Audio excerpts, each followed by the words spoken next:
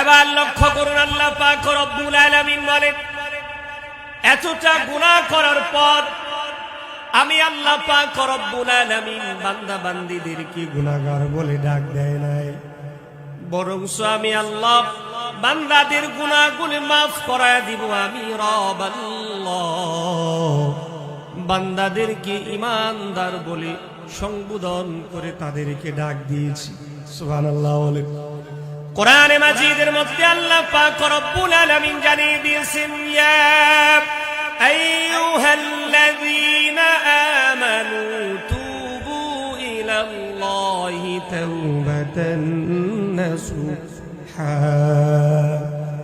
আল্লাহ পাক রব্বুল আলামিন বলেন, ইয়া আইয়ুহাল্লাযীনা আমানু, হে ঈমানদারগণেরা, হে বিশ্বাসীরা, গুনাহ করেছি, অপরাধ করেছি, আমাদেরকে তো গুনাহগার বলে ডাক দেওয়ার কথা, আমাদেরকে পাপী বলে ডাক দেওয়ার কথা। আল্লাহ পাক আমাদেরকে এ জাতীয় কোনো ডাকে ডাক না দিয়ে আমাদেরকে ঈমানদার বলে ডাক দিয়েছে। আর বলেছেন, বান্দা অপরাধ হয়েছে, ভুল হয়ে গিয়েছে, ফিরে আসো, তুবু ইলাল্লাহ, আমি আল্লাহর দিকে ফিরে আসো। আমি আল্লাহ ওয়াদা করলাম, তাওবা করে যদি আমার কাছে একনিষ্ঠভাবে তাওবা করে ফিরে আসো, তাওবাতান নাসুহা, মনে রেখো, আশা রাখো, আমি আল্লাহ তোমার পিছনের সবগুলো গুনাহ আমি আল্লাহ মাফ করে দিব। তাহলে আল্লাহর কাছে ক্ষমা চাওয়ার দরকার আছে না নাই? বলেন না, আছে না নাই? এবার আপনাদেরকে দুনিয়ার কিছু কথা শোনাই, মনে রাখবেন এই কথাগুলো রেকর্ড হচ্ছে, আপনারা মা বোনেরাও শুনতেছেন। আপনি মা, আপনি বোন, আপনার স্বামী আছে, যদি আপনি স্বামীর কথা যদি না মানেন, স্বামীর কথা যদি লঙ্ঘন করেন, বেপরদায় চলে যান, স্বামী যদি এটা পছন্দ না করে, মনে রাখবেন আপনার যদি দুনিয়া থেকে চলে যাওয়ার সময় আসে, ইন্তেকাল যদি হয়ে যায়, স্বামী যদি আড়ালে আড়ালে গিয়া আল্লাহর কাছে বলে, আল্লাহ আমারে জ্বালায়া ছাই বানায় ফেলছি, মনে রাখবেন আপনার ঠিকানা কিন্তু জান্নাত হবে না। ঠিক কিনা বলেন?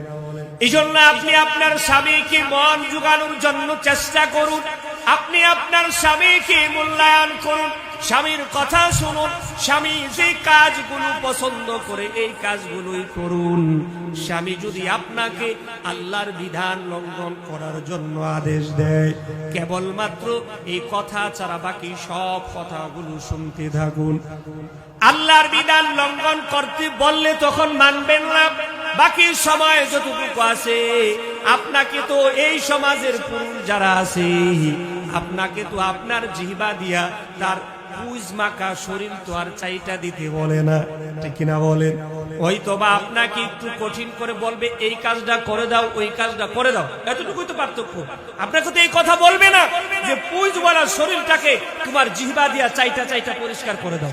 যদি এটাও যদি বলে, আপনি এটাও শুনতে হবে। আল্লাহু আকবার বলবেন না? আপনি স্ত্রী, আপনার স্বামীর এই কথাটাও আপনাকে মানতে হবে। আমাদের সমাজে এই কথা মানবে তো দূরের কথা, এক গ্লাস পানি যদি বলে, স্ত্রী শুয়ে গেছে, যদি বলে আমি একটু পানি পান করতে চেয়েছিলাম, একটু পানি আইনা দিবা, বলে তোমারটা তুমি নিয়ে খাও। কথা বলেন, বলবে কিনা? তোমারটা তুমি ওইটা নিয়ে খাও গে, যাও। তাহলে বলেন, যেই জায়গাতে বলা হয়েছে, যেই জায়গাতে বলা হয়েছে আপনি আপনার স্বামীর শরীরটাকে পুজো যদি হয়ে যায়, সেটা যদি বলে, তাহলে আপনি চাইটা দিবেন। আর ওই জায়গাতে এক গ্লাস পানি চাইলে আপনি দেন না। মনে রাখবেন, মনে রাখবেন, আপনি ইন্তেকালের পরে যদি আপনার বিরুদ্ধে যদি আপনার স্বামী দাঁড়ায়া যায়, আপনি যত আবেদা সলেহা হন, কোন কাজে আসবেন। এজন্য মা বোনরাদেরকে বলবো, মা বোনেরা আমার, স্বামীকে মানেন, স্বামীর আনুগত্য করেন, স্বামীর সেবা করেন, পরকীয়ার দিকে মনোযোগী হয়েন না। আমার আপনার সমাজের মানুষগুলো আপন স্বামীকে ভালো লাগে না, আপন মানুষকে আর ভালো লাগে না, কিন্তু দেখা যায় এলাকার খালতো ভাই, তালতো ভাই, চাচাতো ভাই, বন্ধুর বাইরে বড় ভালো লাগে, তার যত অজানা কথা আছে সবগুলো আপনি জানলেন, কিন্তু স্বামীর হৃদয়ের কথাটা একবারও বুঝলেন না। মনে রাখবেন, পর পুরুষ কখনো আপন হতে পারে না। স্বার্থবাদী আর লোভী ছাড়া আর কোনো কিছু না। সুযোগ বুঝে আপনাকে কোপ দিয়ে দিবে, কিন্তু স্বামী আপনার এমন আপন, নিজের কলিজা ছিঁড়ে দিয়া দিবি, স্ত্রীর কোনো সময় কষ্টটা মেনে নিবে না। ঠিক কিনা জোরে বলেন।